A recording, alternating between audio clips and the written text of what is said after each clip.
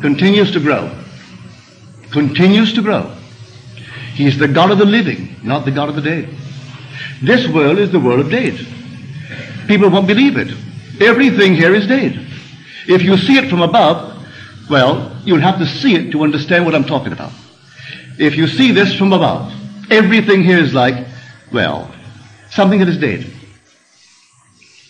And you can come down, you can't change it from above, strangely enough. I've tried to change it from above. Look at the body, it's on the bed, and it looks like something like a carcass that is dead. Well, if you know exactly the wisdom is from above, if you can only do with it now, while you're there, with the clarity of vision, but you can't do it. You've got to come down and occupy it. And then you forget. This is the world of death. Yes, sir. Pardon me? Animals? I only know this much. One night I found myself at the top of a very tall ladder. And below me, I would say the forest.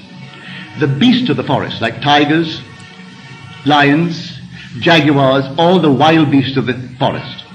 And they were angry, and I was afraid. I stood on the very top rung, and I was really concerned for my safety.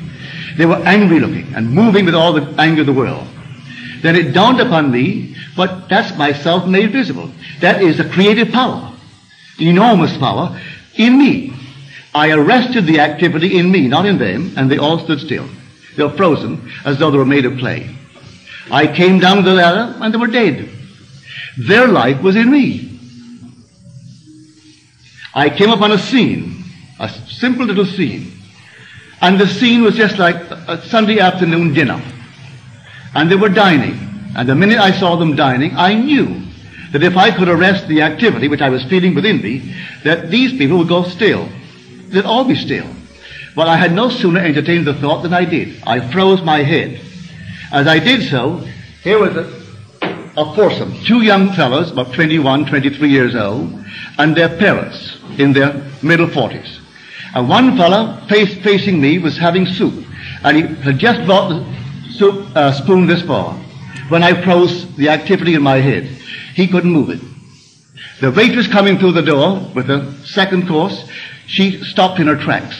Everything stopped. A bird flying flew not. The grass waving waved not. Leaves falling fell not. Everything froze. And when I released the activity in me, all things continued in their course. The bird that was frozen and arrested continued. Now, if I froze that bird right now, and he's in flight, will he not fall? If a bird is now still, it can't remain in the air and be still. It has to be in motion to remain in the air. Well, it was not in motion and it didn't fall. Everything froze, and the leaves could not fall. And the waitress walking with that second course couldn't walk.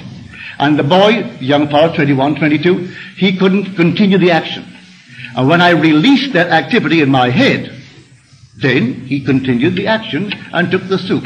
And she continued to bring the thing, and I saw that when I woke from that state, everything changed in my world. That everything here is dead. And we are the animating power. Without man, everything will be dead. Nature will be dead. For God is in man. And were it not that living word is in man, everything here would be dead.